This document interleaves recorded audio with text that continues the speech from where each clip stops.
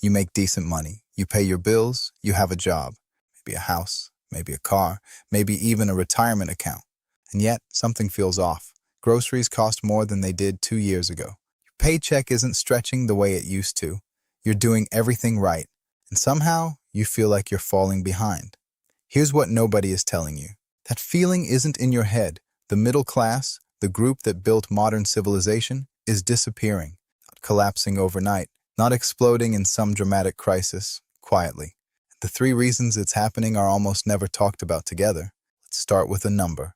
In 1971, a single income was enough to own a home and raise a family. A factory worker, a teacher, a mid-level manager was enough to raise 2 kids and retire with dignity. Today, the median American household needs 2 full-time incomes just to achieve that same standard of living. Think about that. We've doubled the number of people working and barely moved the needle. Wages have gone up. The economy has grown. On paper, we're richer than ever before.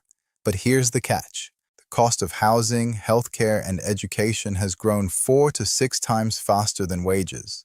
You're running faster. The finish line is moving faster. That's not progress. That's a treadmill. This isn't even the biggest problem. Let's talk about the buffer. The middle class has always been defined by a buffer. Not wealth, not luxury, a buffer. Enough savings to absorb a job loss. Enough equity to fund a kid's education. Enough security. That buffer is shrinking. Nearly 40% of Americans cannot cover an unexpected $400 expense. Not the poor. People with jobs. People who, from the outside, look completely fine. It's that the structure of the economy has been rewired, and the middle class is bearing the weight. The top 1% have captured twice as much income growth as the bottom 90% combined. At the same time, corporate profits have hit record highs. Executive compensation has exploded. The person driving deliveries, teaching kids, fixing pipes, they got a productivity increase too. They just didn't get paid for it. The economy grew. The middle class just wasn't invited to the party. And there's another reason almost nobody talks about: lifestyle inflation. It works like this. When your income goes up, your spending goes up too.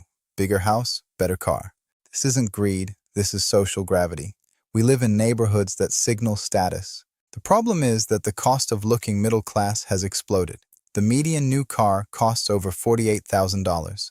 The median home price in major cities now requires an income in the top 20% just to qualify. So the middle class is caught in a trap. Spend less and you risk falling behind socially. Spend more and you hollow out the financial buffer that's supposed to protect you. But here's the real problem. The middle class was not an accident. It was built. After World War II, union protections guaranteed wages. The GI Bill opened home ownership to millions. These weren't random acts of generosity. They were investments in a stable, prosperous consuming class. Between 1945 and 1975, the American middle class exploded. It became the envy of the world. Then, one by one, those foundations were quietly dismantled. Unions declined. Costs skyrocketed. The result? What economists call the Great Hollowing. Jobs paying $60,000 are disappearing, replaced by gig work and automation. The thing that should scare you most isn't what's happened. It's what comes next. The middle class was never the natural state of things. It was a choice, a collective decision. And right now, slowly, that choice is being unmade. In a rent increase here, a benefit cut there. Job replaced by an algorithm, a kid who graduates with $80,000 in debt. The question isn't whether this is happening. The question is whether we're going to notice before it's too late.